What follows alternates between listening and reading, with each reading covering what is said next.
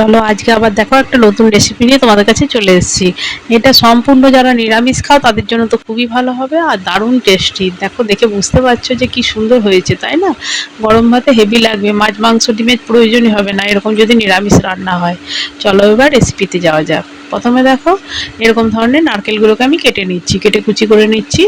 এই যে দেখো আমার খুব বেশি পরিমাণ লাগছে না, মানে অর্ধেকটা মালয় কিন্তু লাগছে না, খানিকটা মতো আমি এখানে নিচ্ছি। মানে মোটামুটি হাফ মালয়ের, মানে হাফ মালয়ের আরও হাফ অংশ, ঠিক আছে? অল্প সামান্য জল দিয়ে এটাকে কুড়ে নিলাম প্রথমে।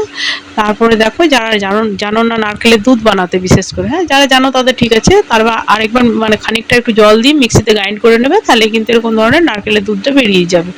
এবার দেখো এটাকে আমি নারকেলের দুধটাকে এবার আমি ছাঁকনির সাহায্যে ছেঁকে নিচ্ছি। কিন্তু ভাববে হয়তো যে এই নারকেলের ছিবড়েগুলোকে তাহলে ফেলে দেবে, না ফেলে মোটেও দেবো না, এটাও কিন্তু ইউজ হবে, ঠিক আছে? ফেলে দেবো না। এবার দেখো বা অন্য কিছুতে ভাববে হয়তো রেসিপিতে, মানে আমার এই রেসিপিতেই কিন্তু কাজে লাগবে, অন্য রেসিপি নয়, এই রেসিপিতেই কাজে লাগবে। চলো এবার দেখো ছোলার ডাল ভিজিয়ে রেখেছিলাম, এবার একবার ভালো করে আরেকবার ধুয়ে নিচ্ছি, ধুয়ে নিয়ে পরে এটাকেও আমি পেস্ট করে নিচ্ছি। হ্যাঁ, কিন্তু জলটা কিন্তু খুব বেশি দিও না, অল্প পরিমাণ জল দেবে যাতে একটু শক্ত শক্ত মতো হয়। এই যে দেখো সামান্য জল দিয়ে বেশ টান টান করে দেখো পেস্টটা করে নিয়েছি। আর ওইদিকে তো দেখলে নারকেলের দুধটা ইয়েটা ছেঁকে আমি রেখে নিয়েছি। এবার চলো কড়াই বসিয়ে দিলাম।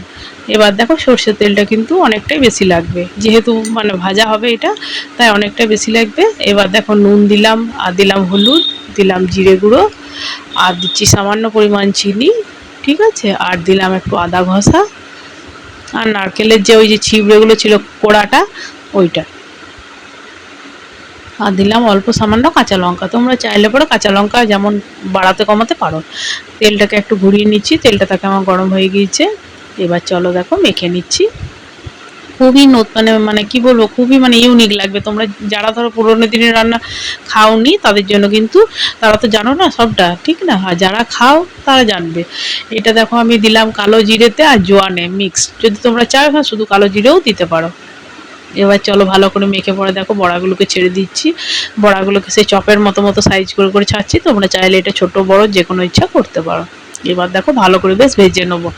হ্যাঁ, খুব সুন্দর ভাজা হবে, বেশ ক্রাঞ্চি ওপরটা থাকবে, আর খুব সুন্দর আর খুব মানে সফট হয়।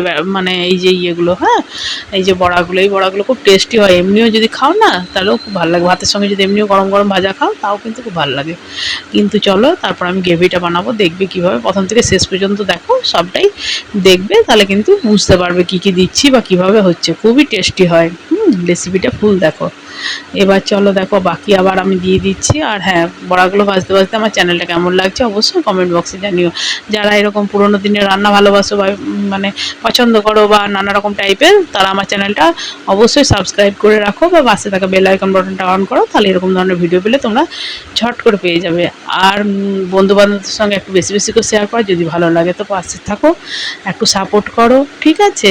আর যারা এখনও সাবস্ক্রাইব করোনি তারা ঝট করে চ্যানেলটাকে সাবস্ক্রাইব করে নিও। আর বন্ধুবান্ধবের সঙ্গে একটু বেশি বেশি করে শেয়ার করো আর কমেন্ট করো। এবার দেখো সব বড়াগুলো ভাজার পর আমি ওই কড়াইয়ের মধ্যে হিং দিয়ে দিলাম, কাঁচা লঙ্কা দিলাম, ঠিক আছে? শুকনো লঙ্কা দিলাম ফোড়নের জন্য, 5 ফোড়ন দিলাম, আদা ঘষা দিলাম, এবার দিলাম টমেটো। হুম, এগুলো দিয়ে বেশ ভাজা ভাজা করে নিচ্ছি, ঠিক আছে?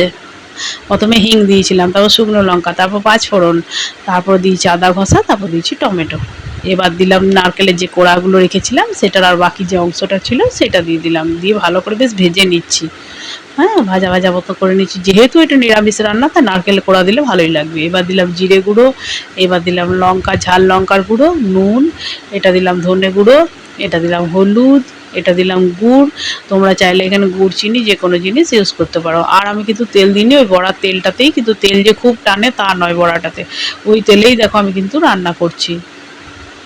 এবার দেখো একটু সামান্য মতো অল্প জল দিয়ে দিচ্ছি, যেহেতু মশলাটা পুড়ে যাচ্ছে তাই আমি মশলাটাকে একটু কষিয়ে নেওয়ার জন্য অল্প সামান্য জল দিলাম। দেখো কি সুন্দর তেল ছেড়ে আসছে। এরকম করে ভালো করে মশলাটা প্রথমে একটু কষিয়ে নেবে। আর রান্নাটা সেরকম কিছুই থাকে না, অথচ কিন্তু খুবই টেস্টি। হ্যাঁ, এবার দেখো খুব বেশি পরিমাণ প্রথমে জল দিও না, জলটা আগে দেখে নিও, তবে কিন্তু জল লাগবে, কারণ যেহেতু বড়া আছে তো এতে জল লাগবে। হ্যাঁ, এই যে দেখো জলটা আমি দিয়ে একটু মিক্স করে নিলাম। এবার আমি নারকেলের দুধটা দিয়ে দিচ্ছি, অনেকটাই দেখো নারকেলের দুধ বেরিয়েছে। হ্যাঁ, এইটা দেওয়ার জন্যই টেস্টটা আরও সুন্দর হবে। ধুয়ে আমি বাটি ধুয়ে আর একটু জল দিয়ে দিলাম, জলের পরিমাণটাও তাহলে মোটামুটি আন্দাজ হয়ে গেল। এই যে দেখো থিকনেসটা এরকম এখন থাকবে। তার মধ্যে এবার আমি বড়াগুলোকে দিয়ে সব আমি ছেড়ে দিচ্ছি বড়াগুলোকে। এই যে দেখো সব বড়াগুলোকে আমি দিয়ে দিলাম। এবার দেওয়ার পর এই যে দেখো কি সুন্দর, যখন দেখবে ফুটে এসছে, যখন দেখবে একটু বেশ নরম হয়ে এসছে, আর 5 মিনিট ফোটালেই নরম হয়ে যায়, তারপর দেবে গরম মশলা, ঘি। নিরামিষ রান্না তো ঘি গরম মশলা দিলে কিন্তু খুবই ভালো লাগে। এরকম ধরনের রেসিপি মাঝে মাঝে বাড়ির সবাইকে খাওয়াবে, দেখবে তারাও খুব খুশি হবে। শাশুড়ি মা বা এই আগেকার দিনের মানুষরা তো বিশেষ খুশি হবে, কারণ ওরা তো এইসব রান্নাগুলোই খেতে ভালোবাসে না। আর বাড়ির যদি কেউ আসে তাদেরকে এরকম খাওয়াতে পারো, খুবই আনন্দিত হবে বা খুবই নাম করবে বাড়ির শুদ্ধ সবাই। খুব সুন্দর রান্নাটা হয়, অবশ্যই বাড়িতে একবার হলেও ট্রাই করো। আর ট্রাই করে পরে একটা লাইক দিয়ে কমেন্ট করে সাপোর্ট করো চ্যানেলটাকে প্লিজ।